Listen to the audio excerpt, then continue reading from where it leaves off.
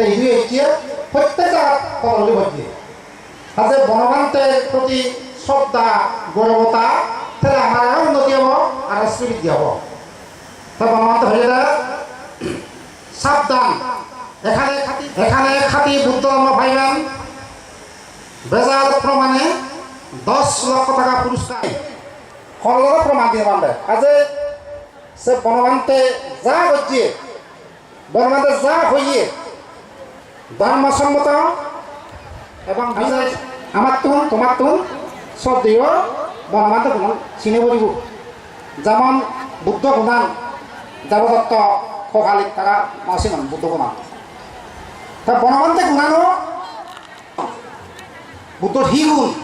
এই বনবান্তে গুণানো এক দাইন সিংহন সমাপ্ত বনবান্তের হি গুণ এক দাইন সিংহ বনবান্তে গুণান যারা চিনিবা বুঝিবা ব্যাকুলতে মঙ্গলবতী আয়